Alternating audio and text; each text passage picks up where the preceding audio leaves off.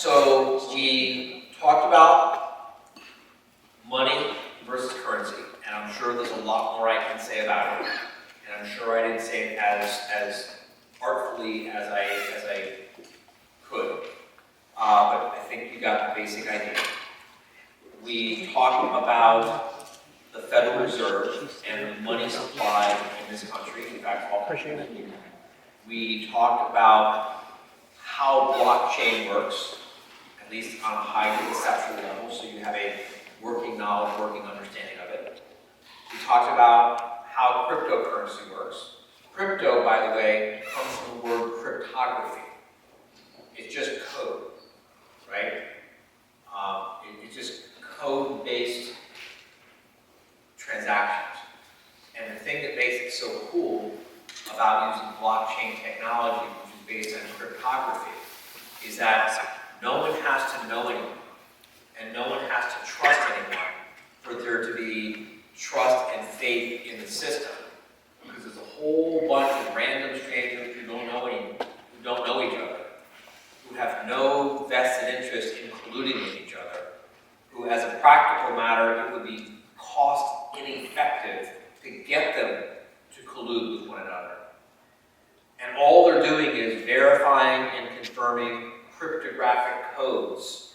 And as long as the cryptographic codes, as long as the keys match up, transaction gets added to the blockchain. Transaction gets added to the blockchain. Transaction gets added to the blockchain. And another thing just to be aware of is every time a transaction gets added to the blockchain, the entire blockchain gets reviewed and reconfirmed, and everyone has to reach consensus on the entire blockchain, not just that transaction in the blockchain. Okay, now we're going to switch to NFTs. You ready? Yeah. All right.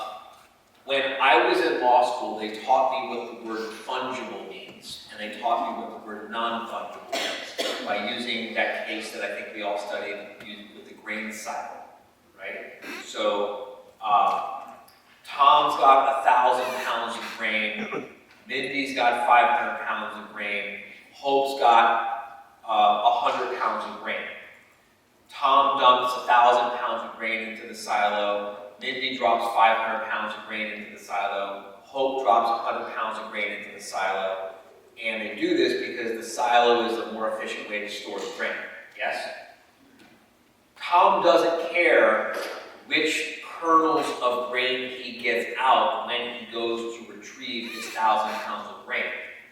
Hope doesn't care which grains she gets out when she goes to get her 100 pounds of grain. Why?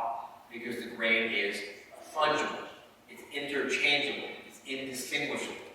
No one cares, no one knows, it's all interchangeable, it's fungible. Yes? Mm-hmm. Let's compare that to doggy daycare. Heather goes and drops Coco off at doggy daycare. And then she comes back, and they give her a dog, but not her dog. What are you complaining about? You dropped off 3 pounds of dog, you're getting 3 pounds of dog back.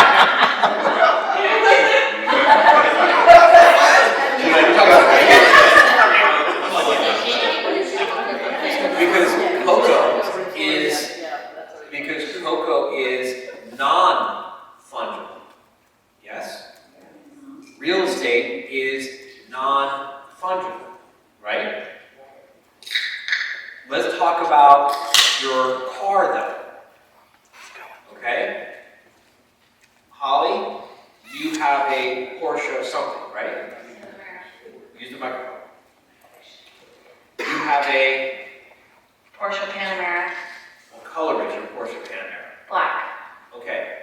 When your Porsche Panamera came out of the factory, it was parked in a parking lot, probably with 1,000 other black Porsche Panameras that came off the Porsche Panamera assembly line and went through the black paint booth.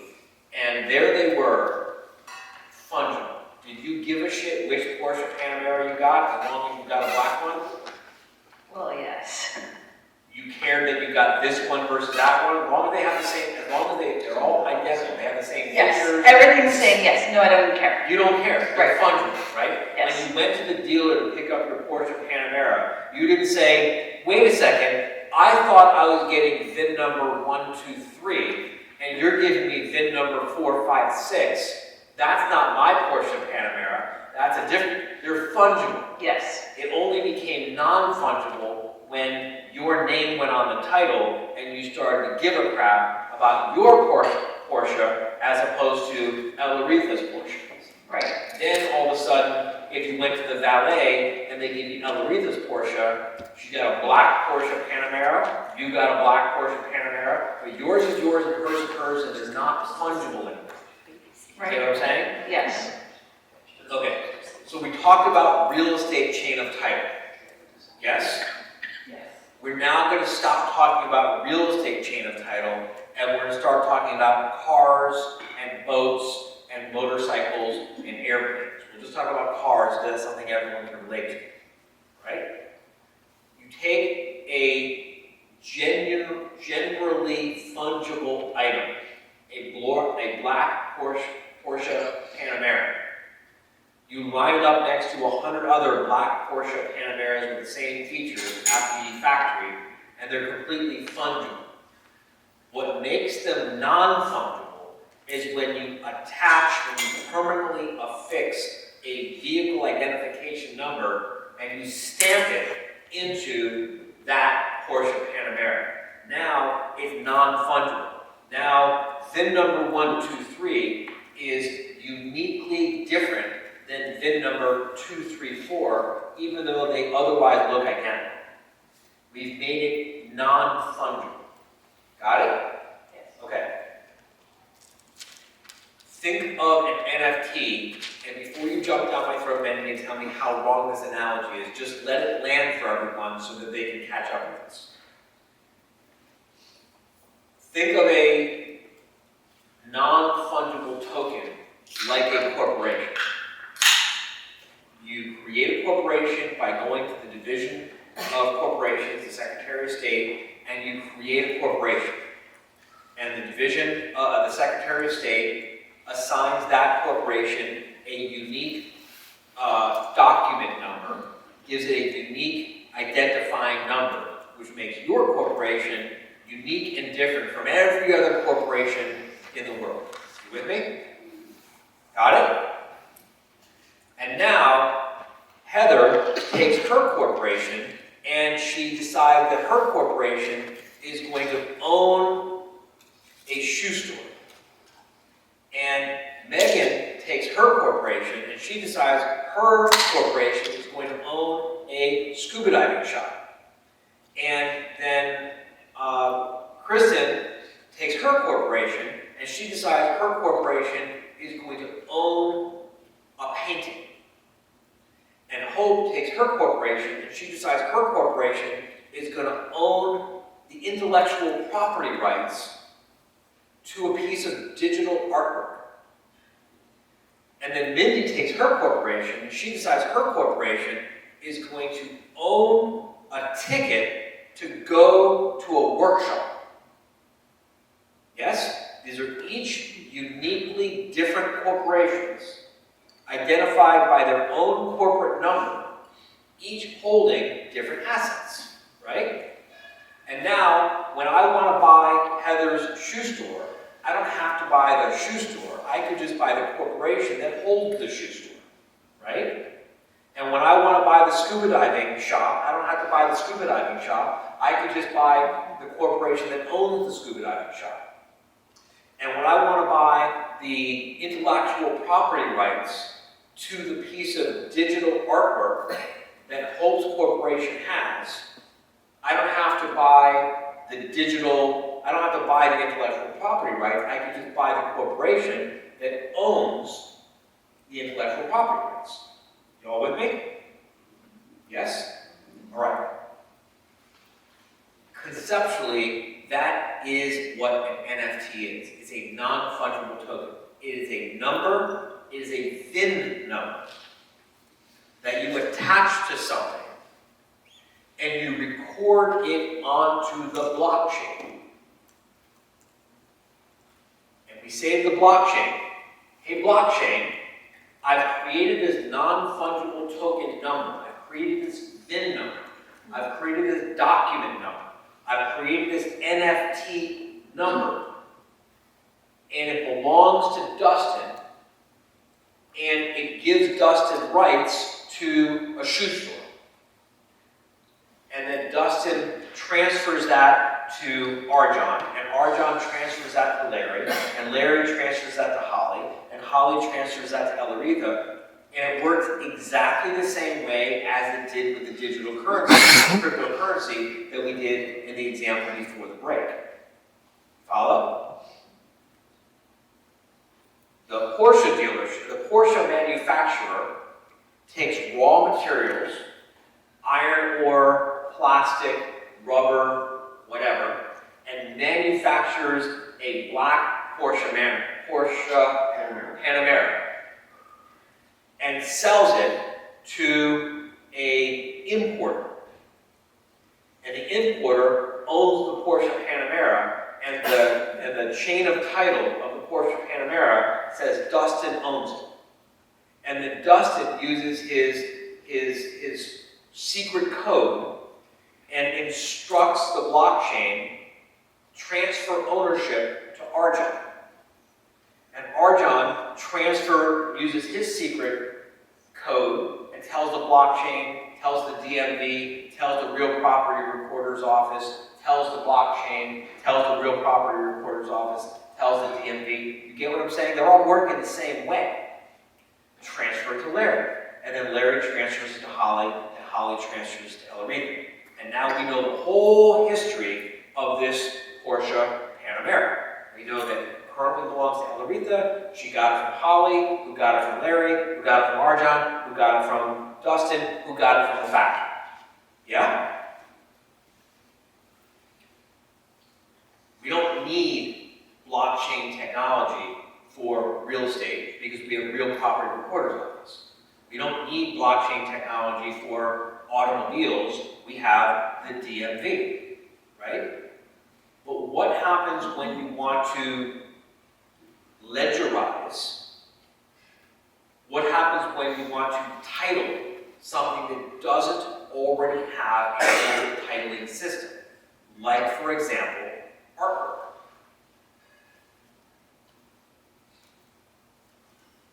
So watch this. I just made this piece of artwork. Yeah? And I attached NFT 1, 2, 3 to it. Now, it's not just any piece of artwork. You know this artwork was created by me because when you go into the real property recorder's office to examine the title, when you go into the DMV to examine the title, when you go into the blockchain to examine the title, you see, I can't pronounce this word, someone help me with it. Provenance? Provenance, not providence. Provenance. Which is basically, anyone ever seen Antique Roadshow? Who's not seen Antiques Roadshow? We've all seen Antiques Roadshow? Everyone but John. Antiques Roadshow is this show where people go to the antique show and they dig out garbage from their house.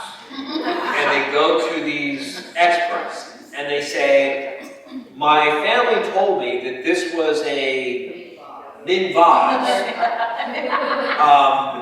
What do I actually have here? And 99 out of 100 times they say, your family is stupid. That was one at a carnival. Because we know the provenance, because you can see this little marking where it says made in Taiwan, and it's got the date 1993.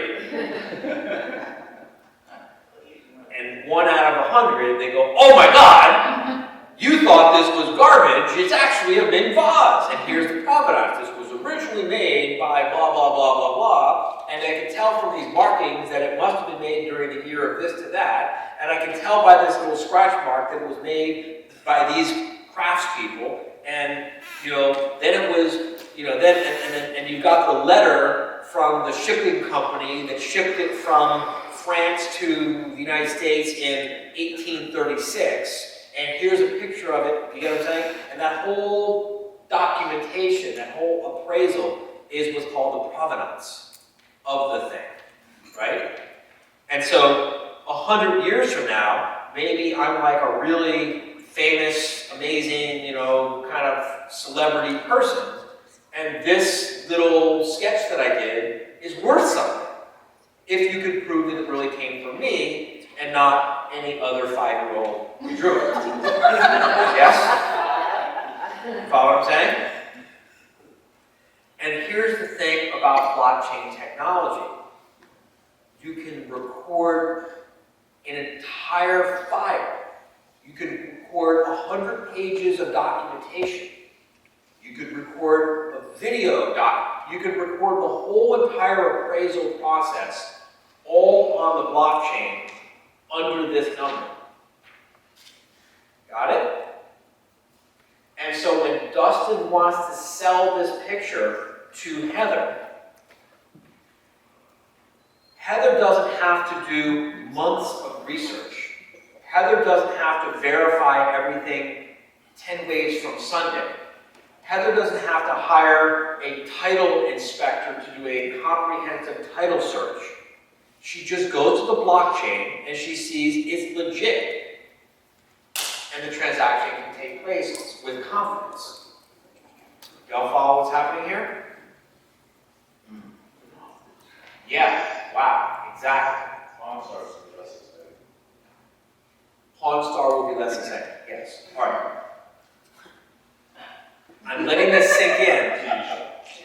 I'm letting this sink in. Someone get the microphone to Dan. Guys, we're not even close to the exciting part.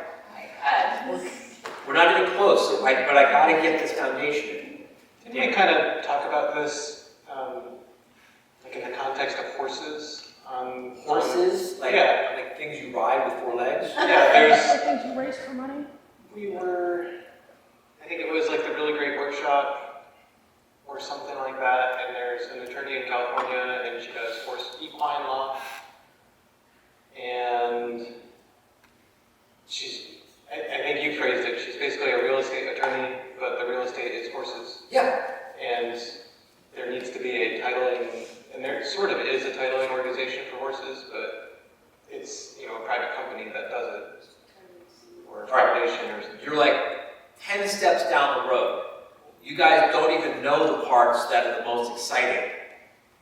But you're so smart. You're very smart people, I know that. And you're already getting ahead because now you're thinking about how you can apply NFTs in new and exciting ways. But that's part 3 of this conversation. We're still only on part 2. Got it. Throw the microphone back to Pope over here. Oh, it's a So you didn't have the gold gloves on. Yeah, and I wasn't standing. We'll go back. NFTs. We're only talking about NFTs. So can you apply an NFT to an idea or a phrase? Can you put an idea or a phrase in a corporation?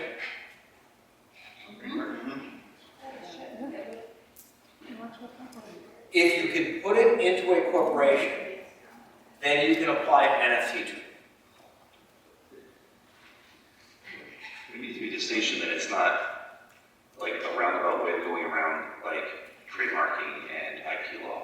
If you can put it into a corporation, then you can apply an NFT to it. An NFT is just applying a VIN number to something. Do you have a sock?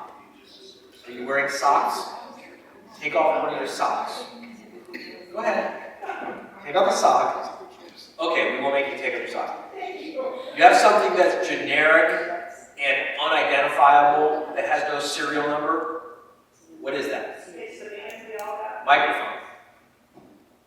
It's the band we all got when we checked into the hotel. And it's completely generic. And there's no VIN number, and there's no serial number, and it's exactly like every other band.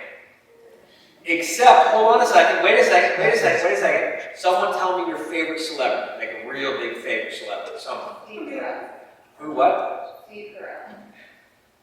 Except Steve Carell wore that band. When Steve Carell stayed in this hotel, someone give me a better celebrity. Beyonce, thank you. When Beyonce stayed in this hotel, they gave her a band, and this is the band that Beyonce wore around this hotel. Does that band now have more value to you than every other band that's in the garbage? Does? Sorry, what? If I were getting a Beyonce fan. Yeah. It has It has more value to you? Yes or no? I could sell it to a Beyonce fan. Throw the microphone to Elleretha, please. Here, I have hair. Too bad. Does the band have value to you because it was worn by Beyonce? Yes. Okay, now, how do we prove that it was worn by Beyonce? Sniff it. All right. Guys. I don't want this to turn into a goofball conversation. I want to be serious, all right? Because I'm talking about serious stuff for your business. And you've got to understand this, because I was just in a conference with 5,000 fucking stupid idiots who don't fucking understand this stuff. And you're about to This is the biggest NFT conference in the world that I was just at. It only had 5,000 people. When I said 5,000 people, you all gasped like that was a big number. That's a tiny little fraction of the universe number. And of the 5,000 most interested people on the planet, there weren't 5 of them who fucking understand anything about this stuff. They're all idiots. They know nothing about any of this stuff. Okay? The state-of-the-art knowledge is people who don't understand this fucking at all. They literally think that if I attach an NFT to the band, that proves that Beyonce wore it. You're all looking at me like, that's the dumbest thing you've ever heard, right? That's how the most knowledgeable people in the world think about NFTs right now today. Some of the most knowledgeable people in the world of NFTs, literally have a level of thinking and a level of sophistication that goes like this. Beyonce wore it, so if we make an NFT and attach the NFT to it and record it to the blockchain, that proves that Beyonce wore it. And we're all thinking to ourselves, that's idiotic. Are you beginning to imagine the lawsuits that will soon be flowing? Because morons are doing business in this idiotic way? Right? This is how they're doing it. They literally think that by creating an NFT and just saying it, it somehow makes it true. They think that taking an idea and attaching it to an NFT and recording it to the blockchain means I no longer have to file a patent. Because why would I need to file a patent? It's on the blockchain. Everyone knows it's my idea. Well, yeah, everyone knows it's your idea, but unless you file a patent, you can't enforce it. Well, of course you can enforce it. You know who can enforce it? Social media. These people live in a world where outing someone on social media is in their mind the equivalent of the patent office authorizing and approving your rights in court. They don't make these distinctions. You get what I'm saying here?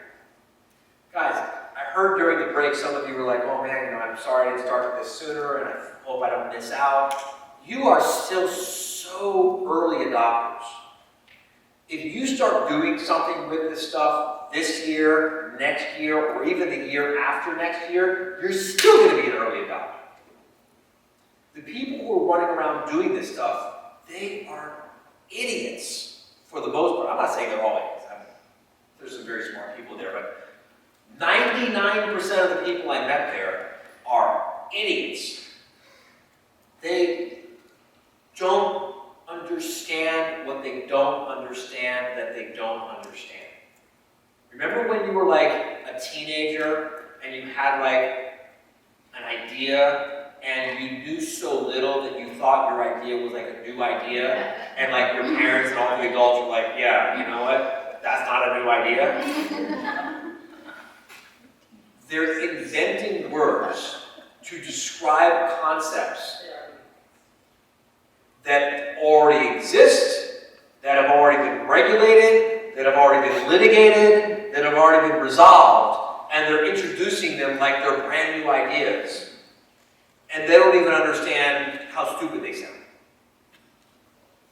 This is the level of sophistication because most of this world is being driven by 20-year-old nerds who are doing this from their mom's basement. And they don't understand what they don't understand that they don't understand. You all have such a huge advantage because you are like successful business people. And you live in the digital and physical world. Or even if you only live in a physical world, if you just enter into the digital world with knowledge from the physical world, you're at a huge advantage. All right. So they're walking around thinking that if they just attach an NFT to that band and say Beyonce for it,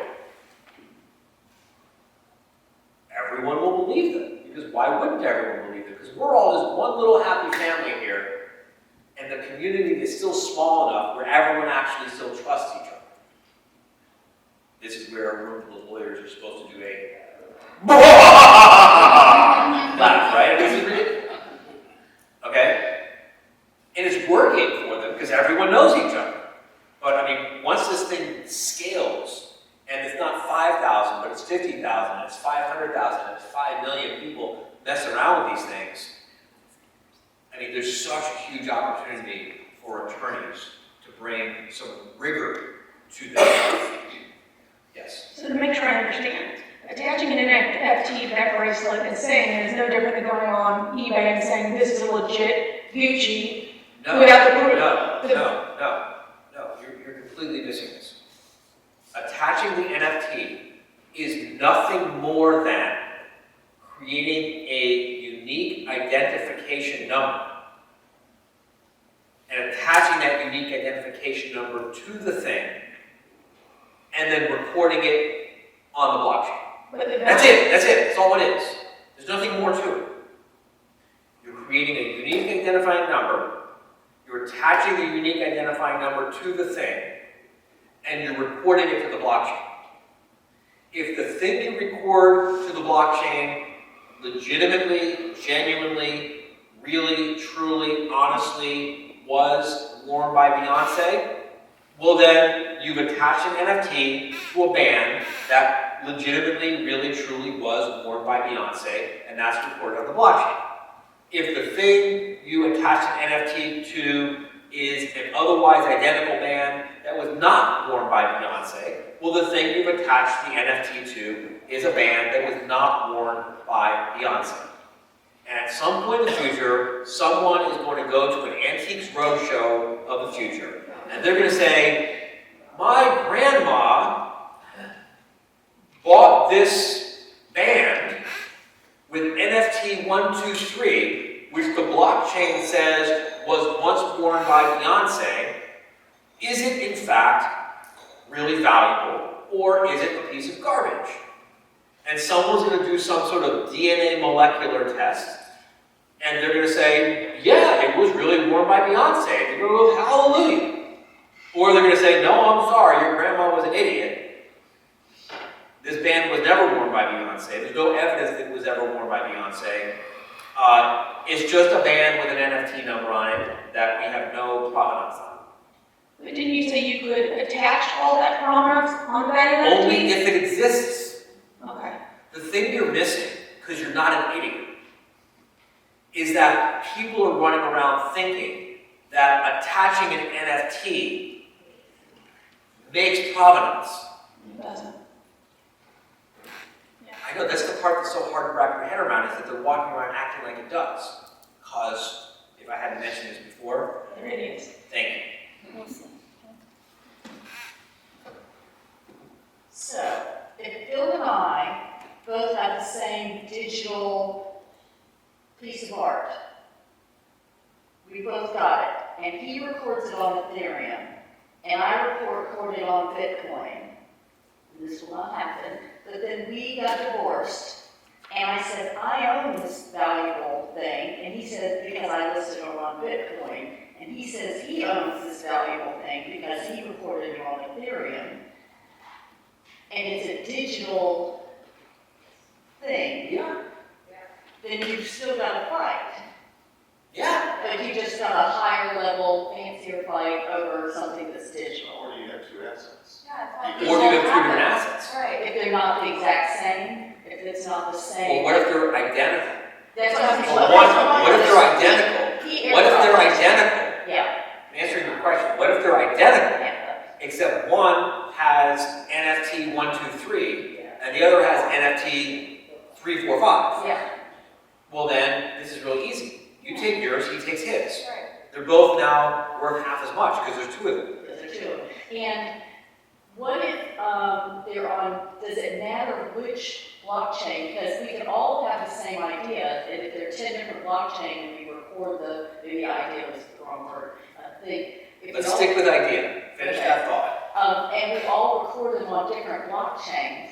I said, sliced bread was my idea. You said it was yours. You said it was yours. And they're on 10 different blockchains. And let's suppose they're all on the exact same blockchain. It doesn't fucking matter if you don't go to the patent office. That's the whole point. They don't get it. They think that recording it on a blockchain is the same thing as recording it with the patent or trademark office. This is the level of thinking in this world you need to understand. There's nothing Fight to over do it. with it. I mean, I get it. Okay. Well, let's finish with NFTs. All right. So you get the idea that it's a corporation, yes? An NFT is nothing more than a unique identifying number that you attach to whatever the thing is, right? Y'all get it? And you understand that it can be attached to something in the physical world, like a barrel of whiskey, right? It could be attached to something in the physical world, like a bottle of wine. It could be attached to something in the physical world, like a collector's item, right? It could also be attached to something that's strictly digital, like a piece of digital art. It could be attached to intellectual property. It could be attached to it could be attached to music. It could be attached to a rights of admission to a workshop. Right? So now, think about this. Who went to the Braves playoffs? All right? Were there scalpers outside? Throw the microphone or give him the microphone. Good. Were there scalpers outside? I didn't see any, but Probably there were. yeah, there was. So listen. So I put an ad on the internet and I say, are you a Braves fan? Would you like great tickets to the championship, playoff, whatever the right way to call it is, game? What do they call it? World Series. Would you like tickets to the World Series? Would you like tickets to the World Series? Yes, All right. I will sell you these tickets for only $500. Is that a good price? depends, but probably. It's the best seats in the house. Yes. What? Yeah, don't fuck.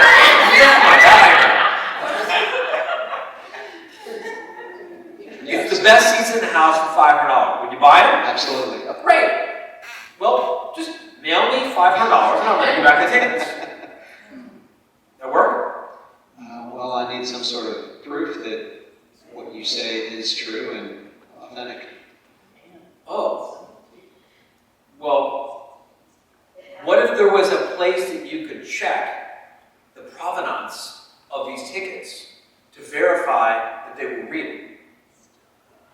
Yeah, that would help. Great. Now, mail me your $500 and I'll send you the tickets. Come on. Well, if it can be authenticated before I mail you the money, then yes. Well, yeah, it's authenticated. We just authenticated it. You just saw the provenance. You saw they were authentic. Now just mail me the money and I'll mail you the tickets. This isn't very complicated. Well, I don't have any assurance that you'll actually follow through and mail me the tickets. And I don't have any assurance that if I mail you the tickets, you're going to mail me the money. Right. So how could we resolve this? Third party. No, you put your 500 into an NFT. Wait. Come on, finish. So, third party. Third party. Okay. Like who? Well, as in real world example, I bought tickets through StubHub. Okay, so we could go through StubHub. Great. You pay StubHub for their service and I'll mail you the tickets. Well, I don't think it really works that way, but I'll pay StubHub and they'll send me the tickets. Yeah, so you'll pay the fee to StubHub. You'll pay the tax to StubHub for handling the transaction. Right. Any money we exchange, I'm paying to StubHub, not to you directly. All right? But what if we could write what's called a smart contract and we could instruct the blockchain when John's $500 clears my account, the NFT that owns these tickets instantly becomes his. Instant escrow. Instant escrow with no third-party mediator, with no third-party intermediary, and no escrow fee, and no costs, and no trust required. And I don't have to know you, and you don't have to know me, and we don't need to have StubHub. Because I can just say, I will sell you these tickets, and we write a little smart contract that says, which is basically the term smart contract, the word contract is a euphemism. It really means a couple lines of code that tells the blockchain that when this happens, execute this order. Boom, done. It's an if then, when this, do that, line of code. Got it? Got it. Now here's another fun fact. Sometimes these transactions are as simple as when John transfers the money, you transfer him the NFT that holds the tickets. And sometimes these so-called smart contracts are more sophisticated. And you know who's writing these contracts right now, everyone? Idiots who know how to program the code are literally giving legal advice and writing these contracts using if, then, wherefore, therefore, control language in the code, and they're putting these contracts together. And they don't think there's anything wrong with it. Okay. Let's stay on NFT. So you see the utility value of an NFT now for conducting business? Instant escrow, instant verification, instant transactions, and the fee for doing this is pennies. No longer tens of thousands of dollars for a closing agent. All right, start to see where I'm going here, real estate lawyers. Right? And now because you can attach an NFT to something that otherwise you couldn't title, you see how you can facilitate transactions so much more easily, right? Go to the microphone. Yes. I don't want to turn this into a brainstorming session because I still have more concepts I need to teach you. So you've got the tools that you can start really letting your imagination run wild. And I actually have an idea that I want to share with you all and give you first dibs at. But go ahead. Well, I mean, as long as, a lot of times in family law, we do that, if as and when. So if there's an interest, a beneficial interest that can't be transferred, an RSU or something like that, then we say, well, if this happens, then you're gonna pay it, and all this stuff requires all this transaction between the people in the future. But if you said, okay, the beneficial interest is now attached to the MFP, then it just transfers as soon as it monetizes, it would go, just transfer over. I mean, just there's so many things like that. Exactly. You got it. You got it, exactly, exactly. And by the way, now you're beginning to understand why there's all these different blockchains. Because certain blockchains are better suited for different kinds of transactions like that. Certain blockchains are really just for money back and forth in cryptocurrency. Certain blockchains really only work best with very simple things like digital artwork. And certain blockchains are better suited for these smart contracts with more moving pieces. Do we know the names of any blockchains? I know is the right answer, right? Like Bitcoin isn't a blockchain. When I come back from the next break, I will bring you a stack of shit that I collected. There's tons of them. But Bitcoin uses Throw it in the blockchain, but isn't a blockchain. Scary. Whoa, okay, guys.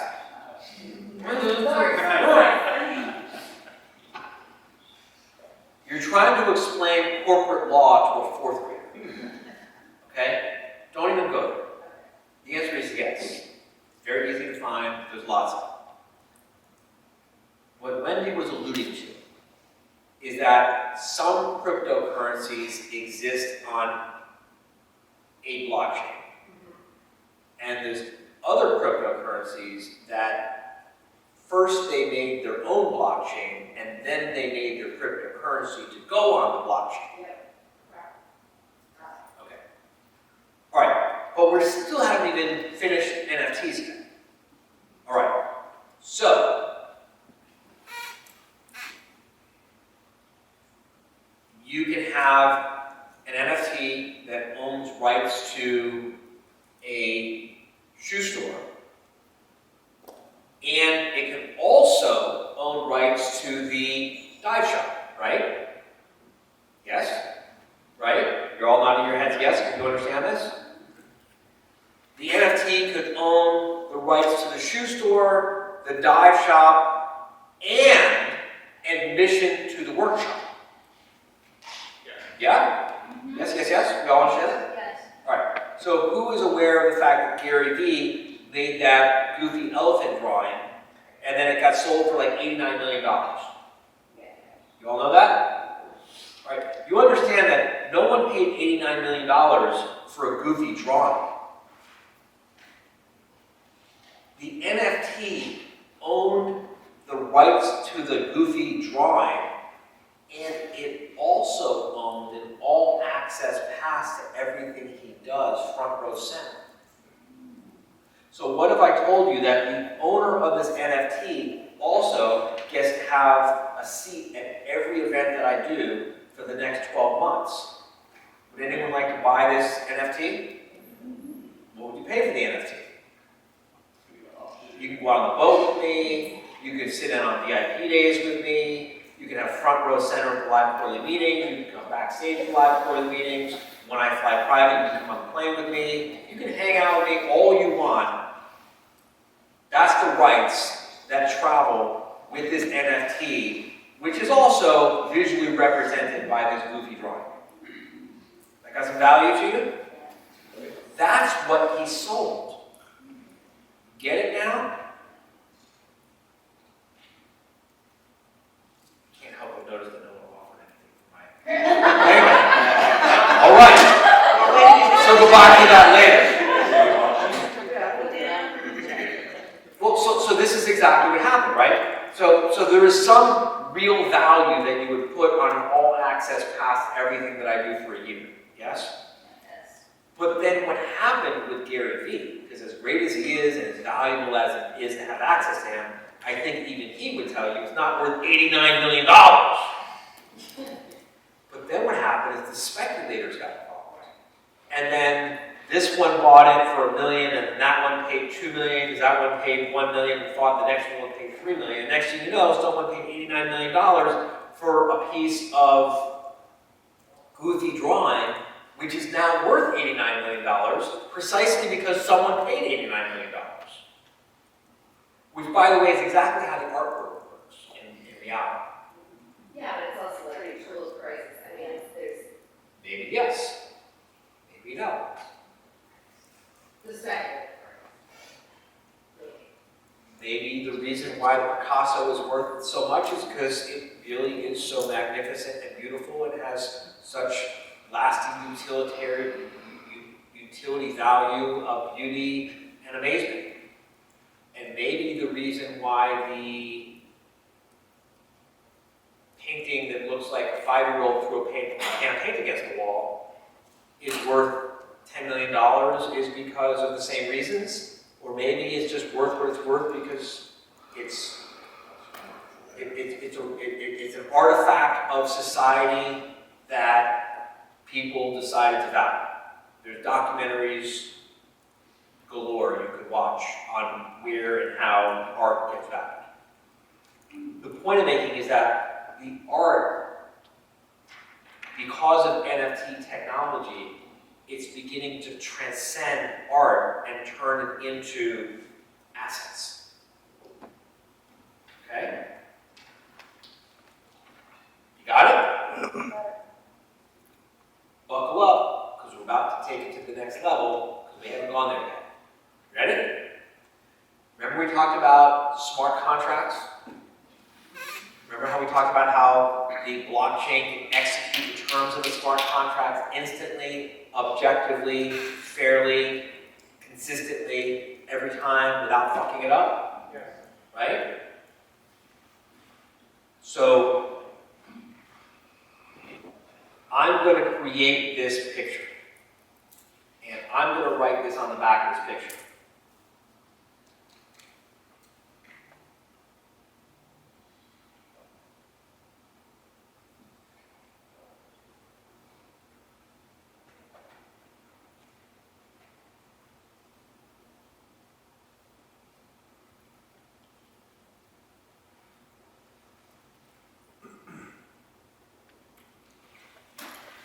Minds will be blown, pay attention. If you can read that handwriting, can you read what that says? I just have to pay 10%. No, I get. Oh, I get 10% of all future sales between buyer and seller. So now, I sell this painting to Dustin for, how much did you pay me for this? $10. $10. Tell you what, I'll sell it to you for $9, but I get 10% of anything you get if you sell it in the future. Sound good? Sound good? Yeah. So now he sells it to Heather for $10, and I get $1, and Heather sells it to Megan for $20, and I get $2, and then Megan sells it to Kristen for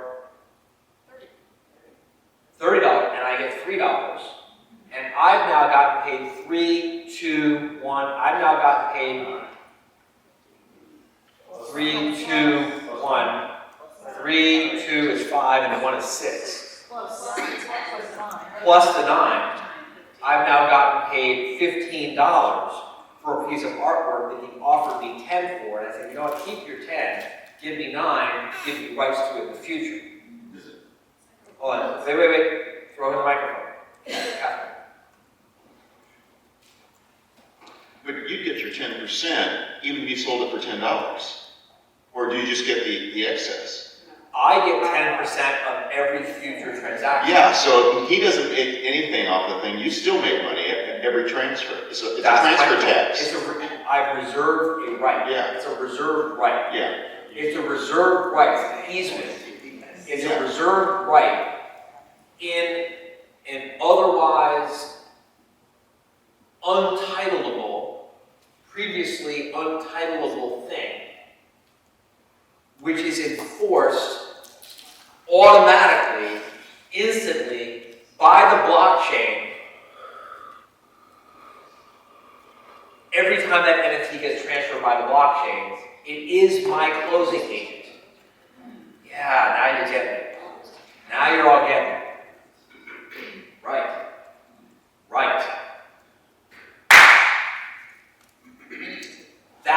world of NFTs. That's why I have been going all over the world, literally, since September 23rd, when I finally got what the fuck these things are all about. Because it's going to change the world. Yeah? Now you can create recurring income.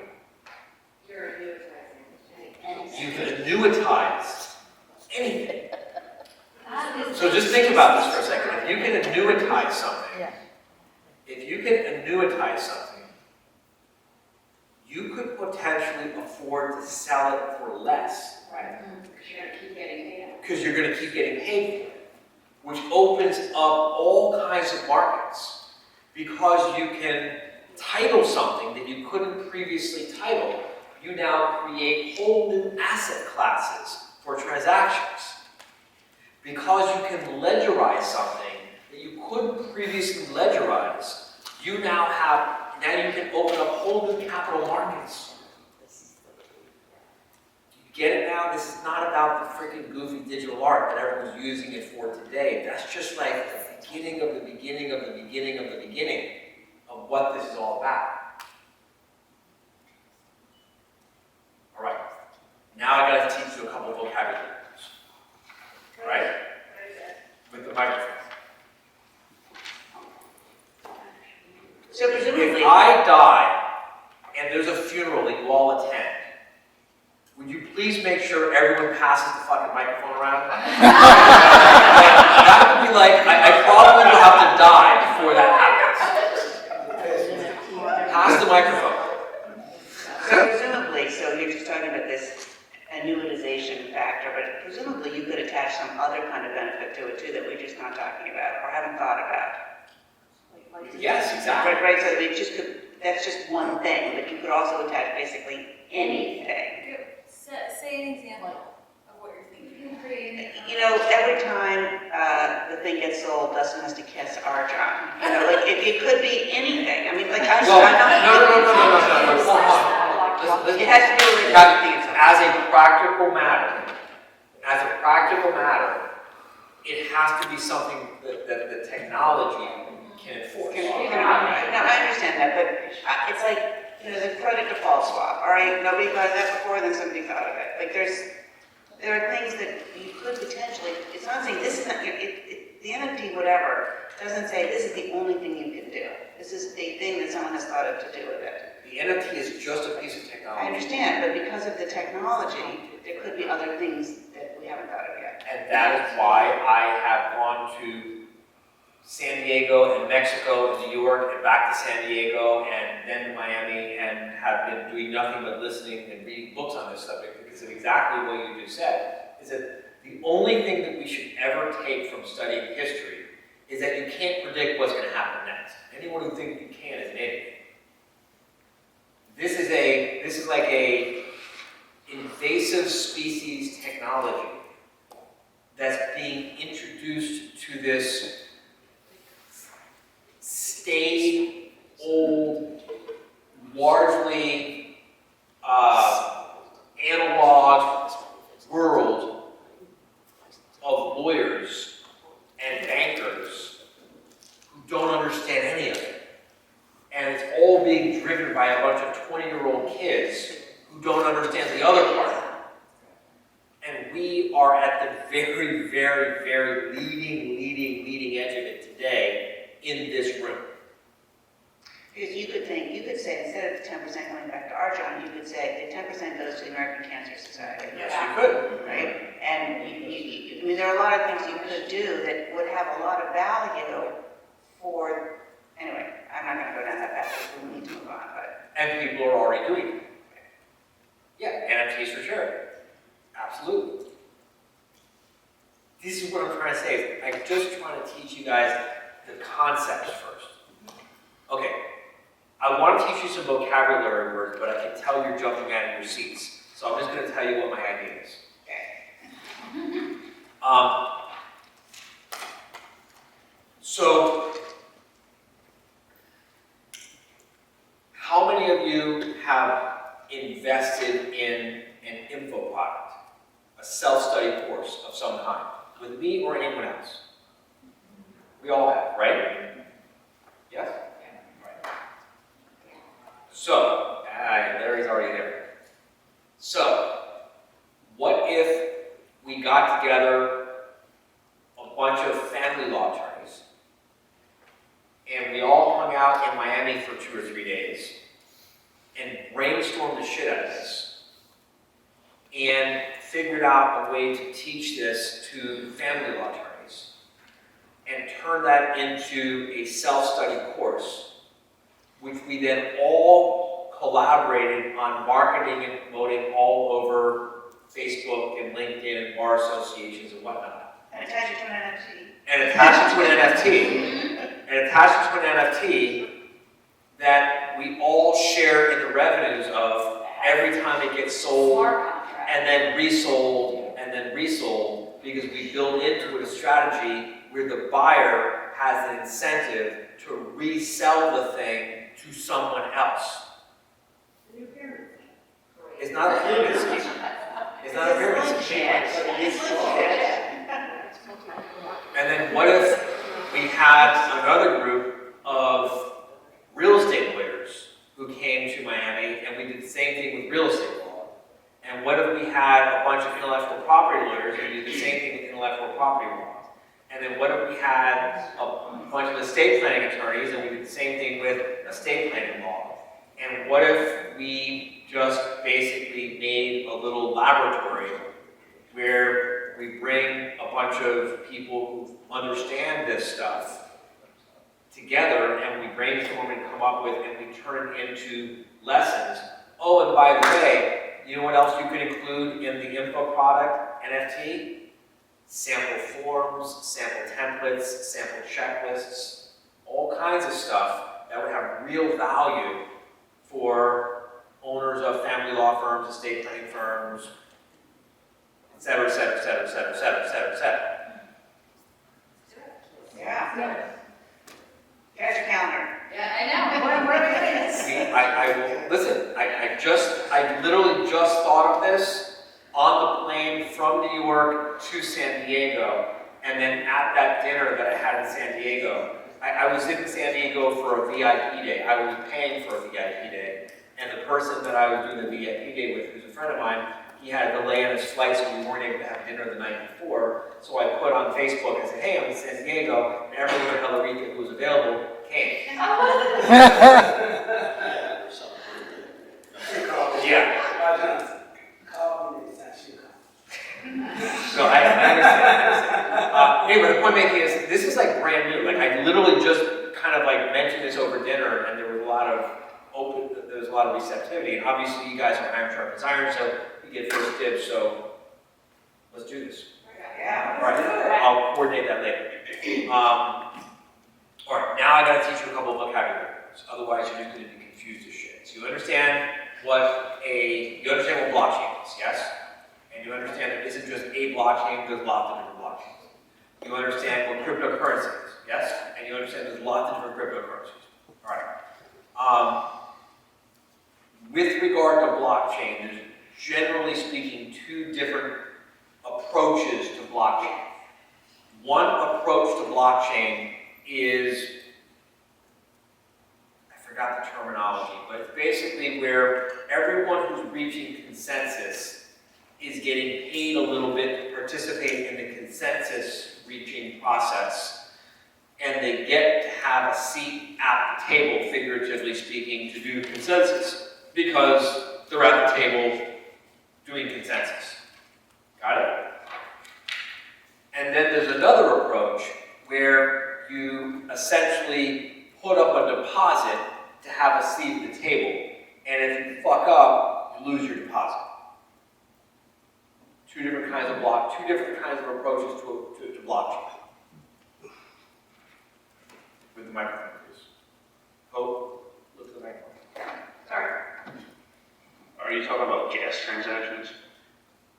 That's a term that I don't want to get to. The process of reaching consensus. There's 2 basic approaches where it's all decentralized, and everyone just does it because they do it, they get paid a little bit for participating. And the other is the way you get to participate and get paid for your participation is you essentially put up a security deposit to guarantee you don't screw up, like a bond. Got it? Just be aware that there's two different things, so when you hear people talking about it, you're not confused.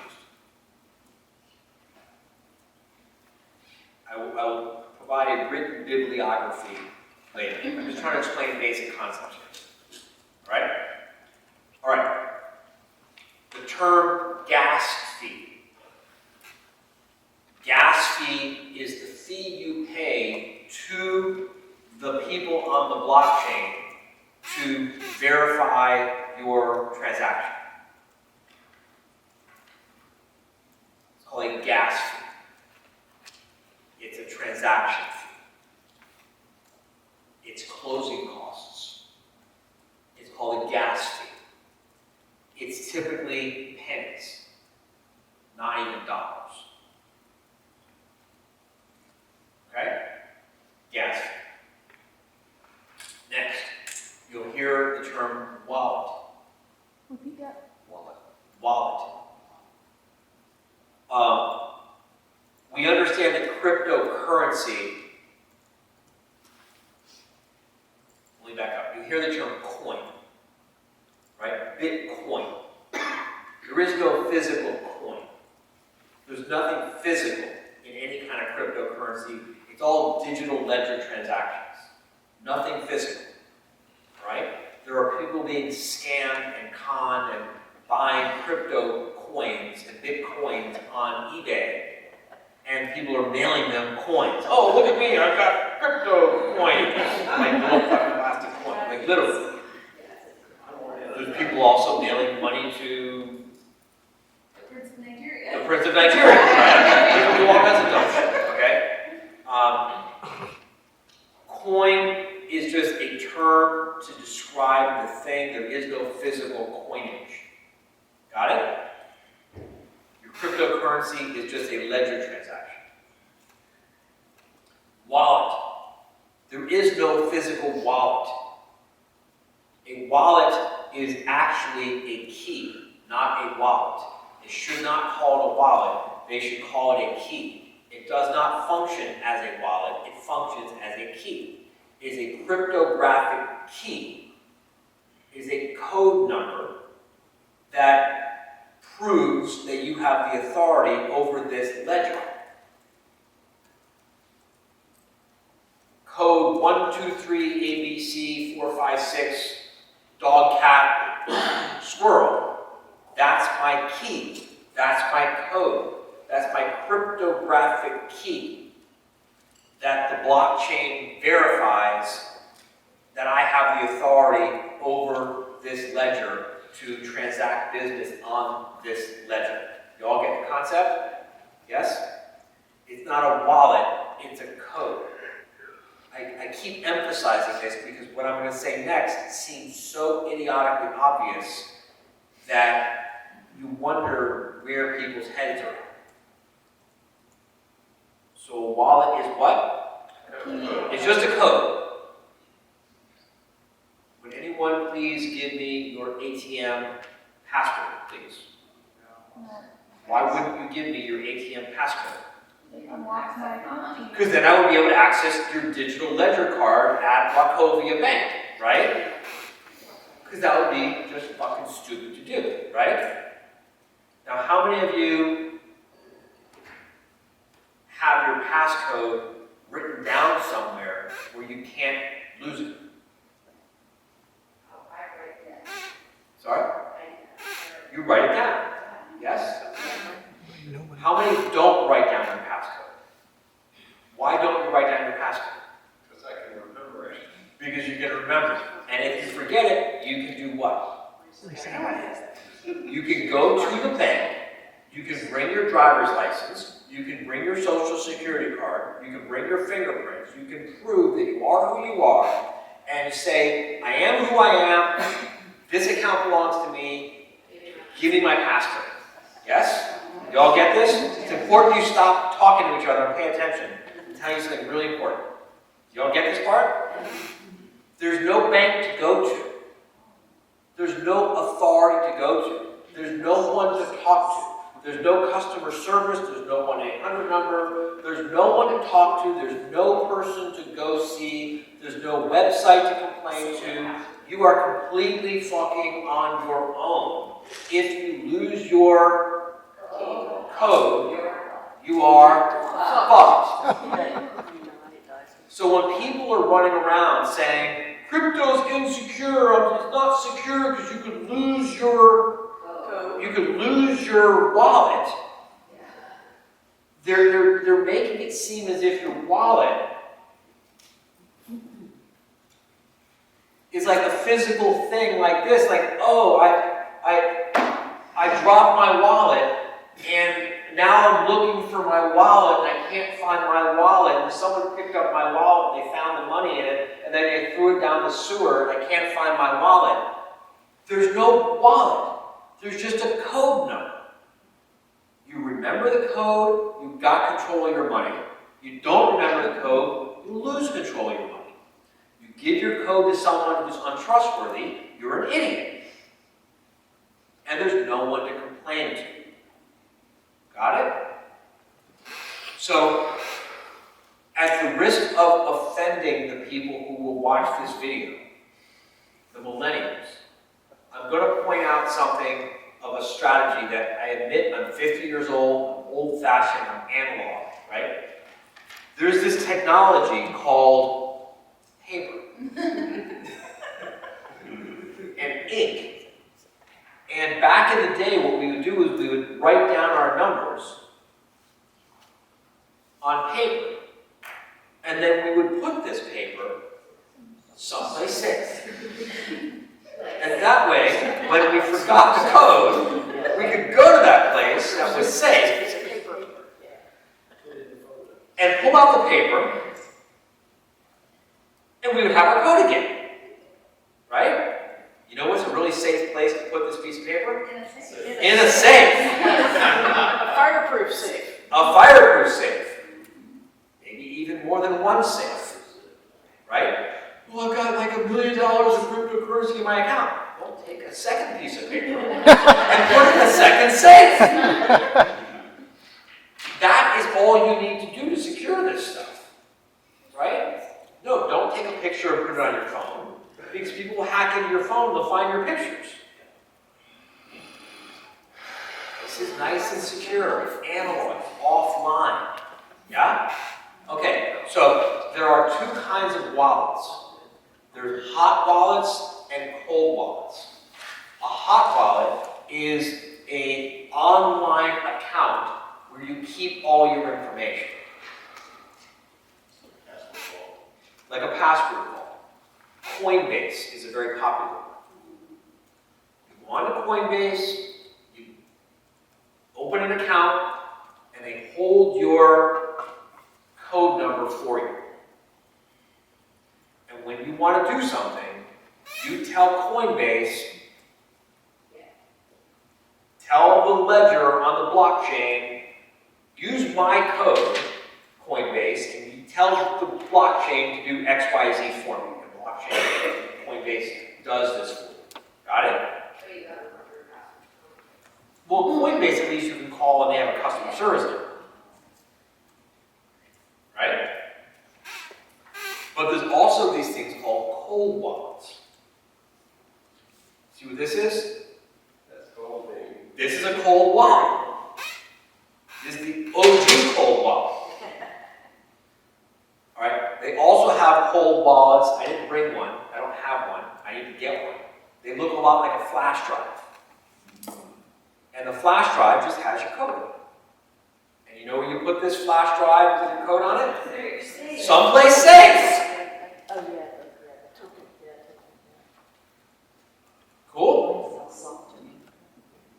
So here's another thing that's pretty cool. Let's suppose you have your flash drive with your code number on it. And then you take that flash drive and you attach it to a computer, which you connect to the internet, which gets picked up by a node on the blockchain. You take your flash drive, you plug it into a computer. You plug the computer into something that somehow gives you access to the internet. In the internet, you call out, hey, blockchain, I'm trying to give you my code, and the blockchain transacts your ledger transactions for you, right? That cold wallet, that flash drive looking kind of thing, you could stomp on it, you could drown it, you could burn it, you could run it through a shredder, and then you could go buy a brand new one. And you can enter your code into it, and it does for you exactly what your old one used to do. You don't lose, it's not storing data. It's just a way of transmitting your code to the blockchain. I'm sharing this with you because once you wrap your head around this, you don't feel so nervous and scared about, oh my God, I'm going to lose this, right? All right. Talked about the blockchain, talked about cryptocurrency, we talked about NFTs, we talked about smart contracts, and stupid people who do stupid things with them. We talked about the different kinds of assets and property that could be attached to an NFT. We talked about the gas tax fee for people to verify your transactions on the blockchain. We talked about wallets, which are really key. We talked about hot wallets and cold wallets. Miners are people who dig in the ground, like a gold mine, like a coal mine. They're the people who are just like crunching the numbers, crunching the numbers, crunching the numbers, crunching the numbers, trying to unlock the next block of Bitcoin or whatever the currency is.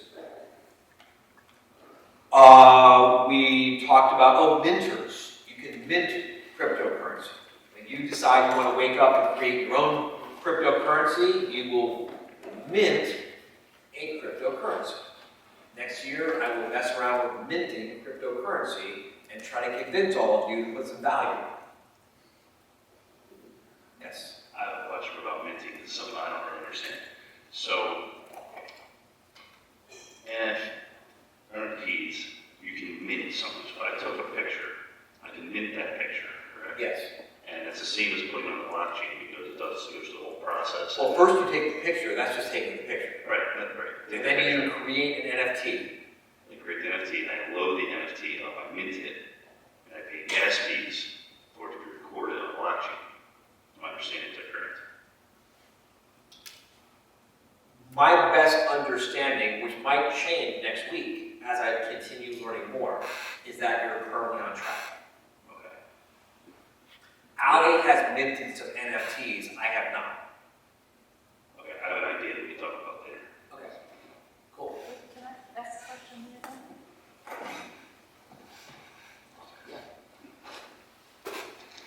How do you find the nerds in the basements to write the code to do that? And then when they've written the code, how do you verify that what they wrote in the code is what you wanted in your NFT? I'm married.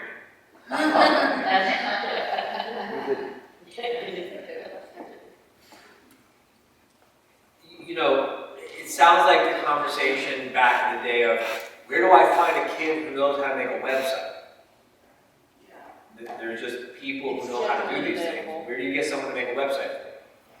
You can go Fiverr, You can go on a Fiverr and get someone to do your NFTs. It's generally available, it's not a. I have I left it up in my room. I collected a whole bunch of QR codes from a whole bunch of people at this NFT NYC thing who say they can do this for you. And if there's some interest, I will start hosting some workshops or webinars or whatever to teach us all how to do that. My plan is to create a workshop, which by the way I'm not going to do for free. My plan is to create a workshop where I say, okay, let's all open up our first account on Coinbase. And we'll all take a deep breath and open up our first account on Coinbase, which is very easy to do. And then I'll say, now let's all attach our regular old-fashioned bank account to our account on Coinbase, which I had to get Ally to help me do. And then let's all put a couple $100 from our fiat US currency and buy some Bitcoin and some Ethereum. And now look on your account, look, now you have, $500 of Ethereum, 500 US dollars of Ethereum, and 500 US dollars of Bitcoin in your Coinbase ledger. And then what we'll do is we will practice transferring it back and forth to each other. And I'll transfer 100 to Megan, and Megan will transfer 100 to Holly, and Holly will transfer 100 to Tom, and Tom. And make sure we all have the experience of transferring it, and we all have the experience of receiving it. And then we will all learn how to create an NFT. And we'll all go through the process of creating an NFT, and then we can start selling the NFTs to each other, for $5, $10, just to experiment with things.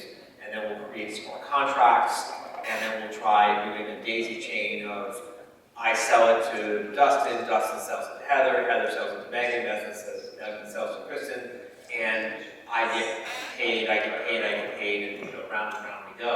Just so everyone can have the experience of doing this. We'll do it with a few $100 just so everyone can have the experience and play with it in the real world instead of just theoretical. Which in the interest of full disclosure, I have done very little of this in the real world. Allie's done a bunch of this stuff. I'm a high fact finder. I'm cold. I'm a high fact finder, so I gather and gather and gather and gather and gather information. Allie's a low fact finder. She's way ahead of me. She's already been doing this. Yes? What do you anticipate governments and possibly banks will be doing to try to get control? Yeah. I believe that what the government is going to do, because they're already trying to do it in other countries and they're already beginning to do it here, is I think they're going to try to enforce reporting requirements. And they're going to say, just like they have right now in this country, if you receive more than $10,000 in US currency, you have to report it. I don't know if you do that. That I'm making for my website. They already, like I said earlier, they're trying to make it so that if you receive more than $10,000 worth of cryptocurrency or more than $10,000 worth of NFT, you're supposed to report it within 15 days. And so to the extent that people keep their cryptocurrency on a hot wallet run by a company like Coinbase, which obviously reports to the government, and to the extent that Coinbase requires you to identify yourself, which they do, and then to the extent that the only money you put into play is money you transfer from a regular bank onto Coinbase, well, you're living on the grid and can be subject to these reporting requirements. However, to the extent that you obtain your cryptocurrency by earning it, and the person you earn it from doesn't live in this country and doesn't give a shit about reporting requirements, it's just like having a cash business, like a restaurant or something, where, you got your credit card receipts and you got your cash receipts, and, I'm sure no one who owns a restaurant has ever failed to report any of the cash they received. Just like I'm sure no one who works in cryptocurrency would ever have a cold wallet where they receive payment from people who are off the grid to a completely and totally anonymous cold wallet account, by the way.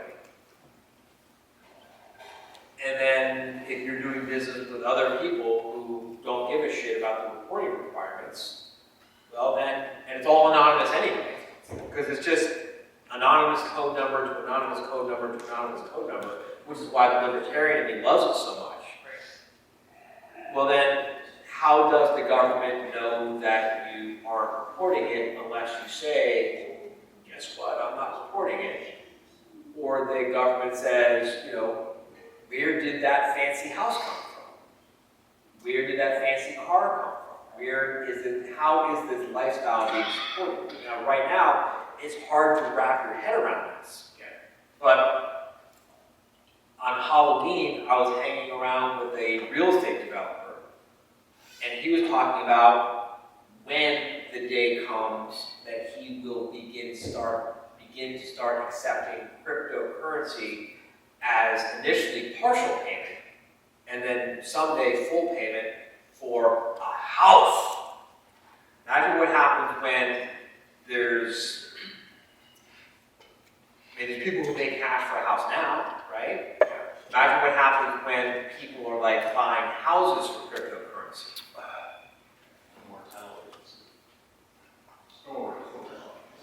Well, you see, you still have the title because at some point you have to enforce your rights in a physical U.S. government sanctioned courthouse. But you know, you just start expanding your mind to this stuff, and you fast forward 5 years, 10 years, 20 years into the future, and you start thinking about what a huge radical change we're about to experience in society, in banking, in law, in business, in human relationships and human transactions. It's very, very exciting stuff. I think Congress people are harder to teach than lawyers. He said, I think Congress people are probably harder to teach than lawyers. I don't think that this is a problem of teaching. I think this is a problem of the government not liking it. Mm-hmm. It's a total, I mean, we could easily, look, my son is 6 years old. It is completely conceivable to me that by the time he's 50 years old, like I am today, there will be a completely crypto economy. And when there's a completely crypto economy, I mean, it starts to get to a real interesting question of how does the government raise funds for civil services? You know, who's going to pay the street sweepers? And now you start getting into some thoughts around a government that has to earn its tax base instead of impose its tax base becomes a government that's truly answerable to the people. You get where we're going with this? I mean, now you start really getting into some libertarian cool ideas.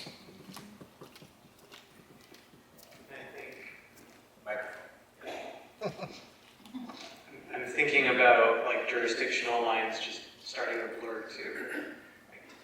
So the interesting thing in our lifetime, and certainly in the next 5 or 10 years, and you guys are all asking all the right questions, I have to say, is precisely because, as I said in the beginning, no one knows anything. That this is so interesting, because no one knows anything. We haven't had lawsuits yet over companies like Coinbase. What happens when Coinbase goes broke and disappears, or they get attacked, and, right? What happens when the first person gets prosecuted for not reporting the crypto transaction, and they raise Fourth Amendment rights, and that goes to the United States Supreme Court, and the United States Supreme Court has to wrestle with the invasion of privacy and bank secrecy laws? And what happens when the first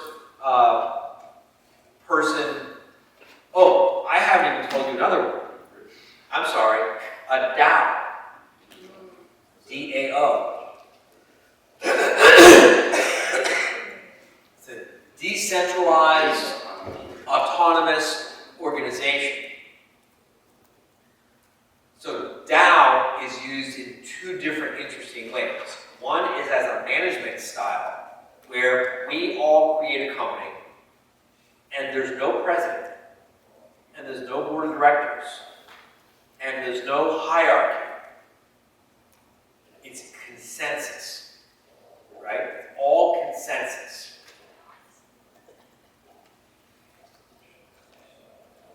Should we have an event or should we not have an event? Let's all vote. Should we have the event in Miami? Should we have the event in North Carolina? Should we have the event in wherever that place was that you all said you didn't want to go? West Virginia. Where? West Virginia. Let's all have a vote. Should we introduce this product? Should we not introduce this product? Should the product be this price or should the product be that price? It's a completely decentralized organization where everyone's identity is completely anonymous. I mean, can you just think about all the ways to fuck that up? Right? Okay. There are panels at this NFT conference with people talking about this DAO, this new revolutionary, decentralized, blockchain-empowered, decentralized, autonomous organization where, get this, we're all going to chip in a whole bunch of our cryptocurrency. And we're going to buy these. Where's that little picture go? Yeah. Okay. And we're going to speculate on this art because this art is now $1 million. So we're all going to chip in $1,000 of cryptocurrency to buy this art because we're expecting it to go up in value. Doesn't that sound like a great idea? Doesn't it sound like a great idea? Does it sound It's a stock company. Does it sound? It's just a mutual fund. Does it sound a little bit like anything that anyone's ever heard of before? Would anyone like a hint? It's a corporation. Anyone ever study Howie in the Hills? Hedge fund. No one studies securities? Howie in the Hills? This is a regulated investment vehicle that they're going around calling a DAO. And a new idea. And a new idea. And then you got a bunch of lawyers at this thing trying to shape these kids, be like, guys, not a new idea. Actual case law exists that says you can't do what you're doing. And the FCC. And there's this thing called the SEC. And just because you call it something new doesn't make it not what it is. It's a security. And like, no, but it's a decentralized. It's just a new way of calling it. But now you start processing this and you start thinking about this. And you start thinking to yourself, who are the idiots? Them or us? Because they're not going to get caught. As a practical matter, how could they get caught? It's completely anonymous. So are we so smart because we know how stupid they are, and we know how naive they are, and we know how unsophisticated they are, and we know that they don't know anything about the world that exists? Or are they so smart because they know about the world that we don't understand yet? And meanwhile, they're flying in our private jets. I'm just saying that you gotta just constantly practice humility. So while I'm talking about these idiots and blah, blah, blah, blah, blah, you know, I'm so smart. If I'm so smart, why are they flying into the meeting on a private jet and I'm going commercial? And if I'm so smart, then why are they making all this money and I'm not? And if they're so dumb, why is it that they're doing something where, as a practical matter, if I really think about it, they're never going to get caught? But where are they gonna get caught? Throw in the microphone, please. Yeah, where they're gonna get caught is in the real world side of things. Hold on. Am I on? Hello? I don't know if that one Yeah, push matters. it up. Squeeze it tighter. We need the other one. This one's on? This one. Okay. Yeah, where they're gonna get caught is on the real world side of things. On the real world side of things, when somebody asks them, how is it that you're riding around in a private jet? The IRS. I had a conversation with a seasoned IRS agent, an auditor, who told me that whenever he's driving around and he sees a really nice car, he runs the plates. Yeah, he runs the plates, and then that becomes an audit target. But now we start getting into a really interesting conversation where we have to really let go of a lot of our current belief systems, right? How am I flying around in a private jet? I'll tell you exactly how I'm flying around in a private jet. I'm not reporting taxes to the United States government because I don't fucking live there. So go fuck yourself, IRS, US taxman.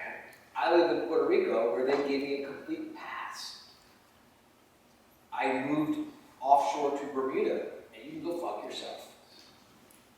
I live in another jurisdiction where the whole place is funded by voluntary contributions by NFT, cryptocurrency people like myself, and we pay our local sovereign for our protection, and we travel the world in private jets, and we don't give a shit what you think. You know that because you're a person who lives in the analog world. Do these teenagers, do they know that? Or No, this is exactly what makes this so interesting for all of us right now, because we're about to witness the collision of so many different worlds, and so many different points of view, and so many different perspectives, and so many different ideas, and so many different values, and so many different priorities. It's just going to be a spectacularly interesting time, and like 99.9% of the lawyers in this world today are having this conversation. They don't even understand what we're talking about, much less talking about it. So who knows what's going to happen? It's the wild, wild west. So when you say we have to change or let go of our belief system, what you're really saying is let go of our US address. I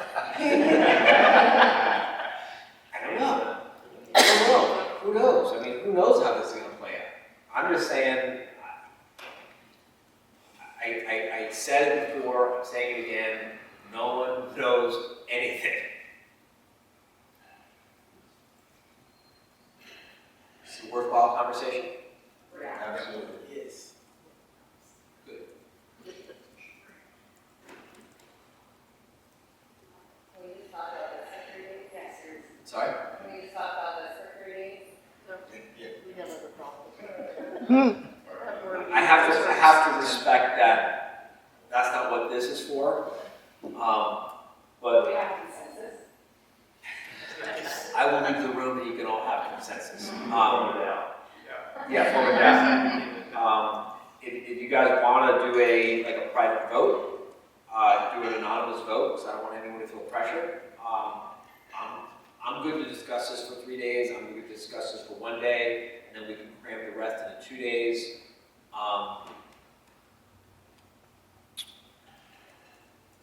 Whatever you guys want to do, I'm game for it. I find this stuff fascinating.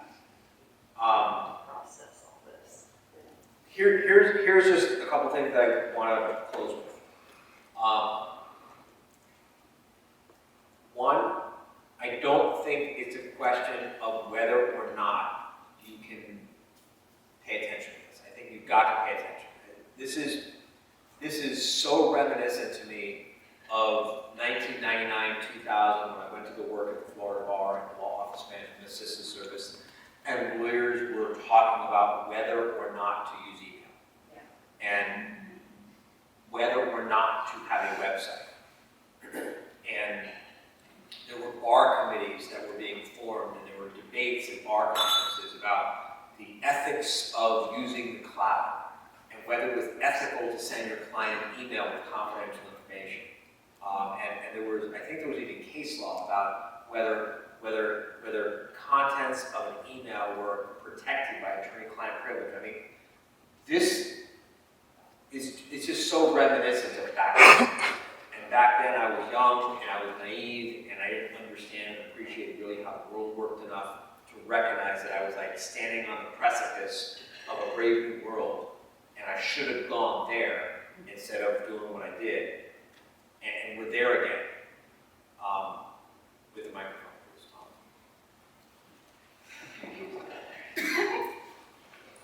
Ooh.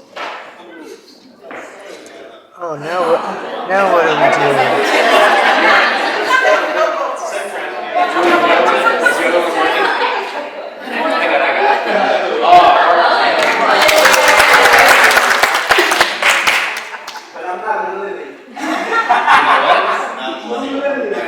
So, speaking of Brave New Worlds, can you talk about Decentralized and the whole virtual office? Like, on Decentralized, you can go and walk around and create your own virtual character, and there's like hundreds of thousands of people that are on this thing already, and they're buying and conducting business. Oh my God. There was like, So it's crazy. I don't want to fall all the way down the rabbit hole, but we'll talk about this just for a minute, just to give you guys an idea. That to me is like the cloud was in like 05. The metaverse. The metaverse. The metaverse is basically a full-on virtual reality world where, I shit you not, people are buying with actual cryptocurrency, which they paid US currency to get. They're using real cryptocurrency money to buy, I can't even say it, it's like, I'll spit it out. Virtual real estate. I bought some. But I bought it like 3 years ago. As a joke. As a joke. Right, and that was a real thing. Right. That's my point. It's a whole movie that was based on that premise. So Arjun, I didn't go into it like in years, like I forgot about it actually. And then I saw an article after the Facebook thing about the metaverse and Decentralized was mentioned. I was like, oh yeah. So I went and figured out my login and went back in, and it's like completely different. And Tom's got this plot of land in Decentraliverse, which is an empty plot of land surrounded by skyscrapers. By art museums. It's you should see it, it's insane. See, I was saying that as a joke. Exactly, this is my point. This is my point, guys. We're entering a whole, I don't want to go like too far down the rabbit hole, because I want to keep this conversation focused on how you can apply it today in your business, in the real world. That was my question. Is it worth investing in it to secure a space? I don't fucking know. I haven't even been there yet. You should check it out. It's weird. Dude, I have a book that I need to read that's 10 hours long on audio, just on Ethereum, that I start listening to tomorrow, or when I'm done with this. I have another question that's actually more pertinent, I think. So one of the things that I've been frustrated with is, of course, like I have a Coinbase wallet, I have like 20 different wallets, because my frustration is when you go through all these different things, no one accepts the same thing. So it's like, you've got all these different keys, and it's like impossible to keep track of. There's no central key, there's no key that you can use for more than one or two things. More than one or two kinds of currency, you mean? Yeah, so like, no, so Gary Vee, for example. Gary Vee has a website, VeeFriends, right? So I was looking to see if I could buy a coin to his conference, VeeCon, what it's called. And I went to go and try to buy something, except he doesn't accept anything. He accepts MetaMask and like 20 other wallets I never heard of, but he doesn't accept Coinbase. And the other ones that were more people are like just kind of picking and choosing what wallets they want you to use. Yeah, this is still Betamax versus VHS. So you're We saying don't it's know. decentralized. It's right, and it's right.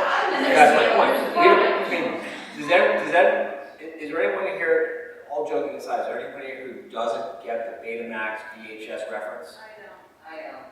Right. You know what, all jokes aside, you know what a VHS is? Okay. You know what a VHS is? Okay. In the early 80s, there were two machines, a VHS and a Betamax. They did basically the same thing. They looked very similar. You took a tape, you put it in, you played a movie. You took a tape, you put it in, you played a movie. It was pretty common knowledge. I don't think there's anyone who disagreed that Betamax was better. It was better, on a whole bunch of different reasons it was better. Better video, better audio, it was better. It was more compact. By all accounts, it was better. Betamax, you never even heard of it, but you've all heard of VHS. Why? Because Betamax was a technology owned by Sony, and they decided to keep it proprietary, locked down. Only if you wanted to make a movie and put it on a Betamax tape, you had to pay Sony a licensing fee.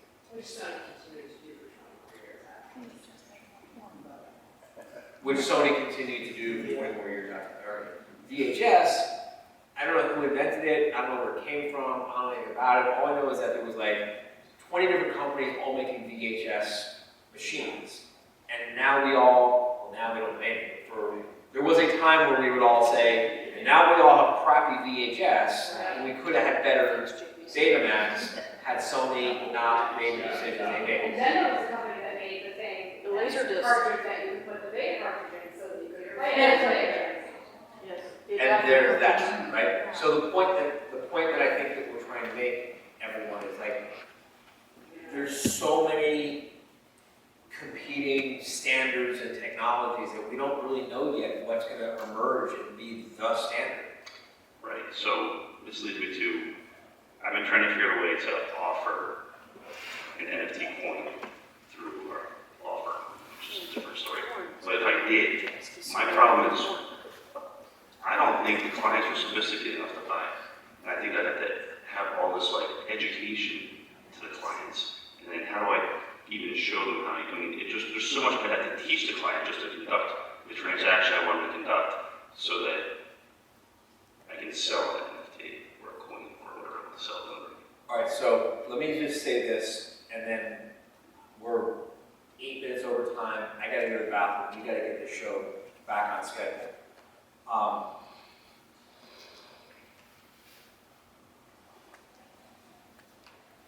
I would discourage you from going down the road you're talking about right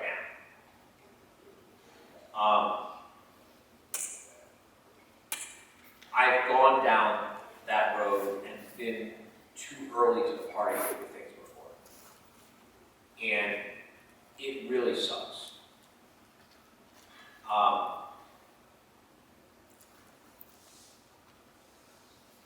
And this might be just me not understanding the technology well enough yet. It might be that I've only been living in this world and thinking about this since September 23rd, which is like 5 minutes ago. And you've been living in it for longer than me, so you've just had more time to process. But this is my thinking. Don't invent a new way of doing the exact same thing that the old way does good enough. Tom, I would like to give you a credit card to pay you $20,000 for your legal services. Well, instead of giving me that credit card, why don't you put that credit card away and go to this other place where you can open up a wallet, move money from use your credit card to put money onto your wallet, and then use your wallet to buy my NFT so you can get exactly the same thing as you would get if you just gave me your credit card right here, right now, and paid me. All so that we can say we have an NFT.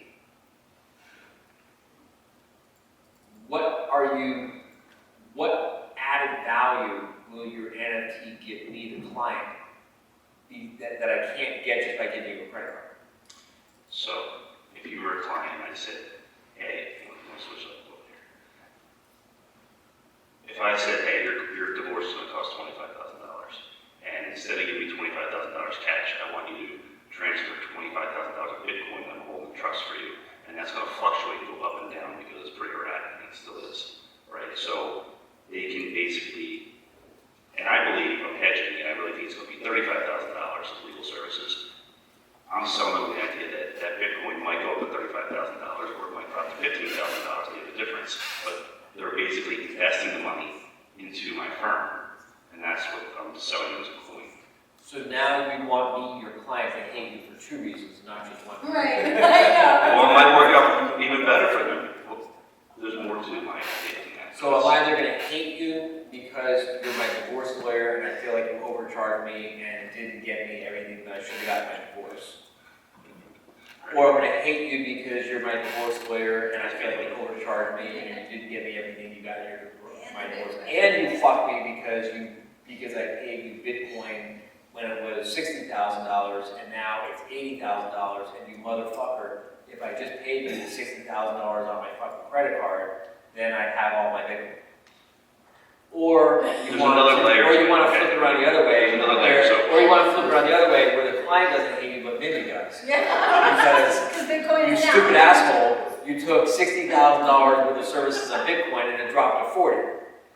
So that coin that they buy, okay, they can, if there's money left over, so there's excess, I'm not taking the excess, I'm just taking what I estimate their divorce was going to cost, and they can resell that coin to someone else who has a divorce. And it might have $20,000 left on it, $10,000 left on it, $50,000 depending on the price.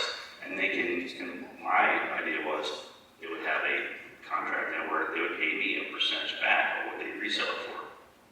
Plus I get the new piece. And I would keep selling it and selling it and selling it down the road. So then they're just selling security. So basically what you're selling is a store credit. Yeah. You're selling a gift card. Kind of. A store gift card. Come to my store, put $1,000 on a gift card. Oh, you only bought $800 worth of my stuff. Well, sell the gift card to someone else, and then they get a gift card for $200. Yeah, I mean, yeah. Why do you want to do that? No, I can see the value of that. I think it's valuable because I can see the value of that when I'm it's trying going to to cost. I can see the value of that. Now here's where you tell me about your marketing plan to specifically go out and target people who understand what the hell we're talking about as prospective new clients. That's what I started with. That's the problem. I had to educate these people. It's No. Target the people that already understand it. I'll only because I like you so much, I'll take your computer and beat you over the head with it to prevent you from trying to educate anyone about this. If I didn't care so much about you, I wouldn't hit you over the head with your own computer to stop you from doing this. You can't do it. The only way this makes any sense at all is if you go out and market to people who already understand it. If you have to say one thing to someone about what an NFT is, this is not for them. Well, Comcast is in Philadelphia, and we have all the executives at Comcast, and we do a lot of courses for them and other tech companies in Philly and whatever. So we have a lot of those clients that actually educate us on Bitcoin and securities and crypto all the time. I get what you're describing. I understand the utility value of what you're offering. I like it. I think it's a great idea. I think it's worth doing. The part that I'm desperately trying to prevent you from doing is educating anyone about anything. Okay, That's where this goes from being a great idea to being a horrible idea. It doesn't go from great good to not good to bad to horrible. It goes from great to horrible like that in an instant. The instant you say to someone, do you know what an NFT is? And they say no, you're dead. Right. So, When you say to someone, do you know what an NFT is? And they say, when you say, do you know what an NFT is? And they say yes. And you say, do you buy NFTs? And they say yes. And you say, do you make NFTs? And they say yes. And you say, do you have a coin wallet? A wallet? And they say yes. And they say, where do you have your wallet? And they say, on Coinbase. Then you say, then I got something to tell you about. But if they don't say yes to those questions, do not even breathe a word of this. okay. So it's kind of like when I did an online count, that's scheduled. Julie is going to kill me. Yes. 16 minutes over schedule. I did an online schedule back in 2012, no one used it.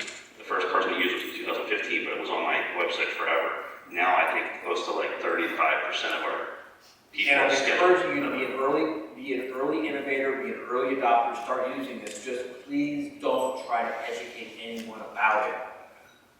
Then it goes from being a great idea to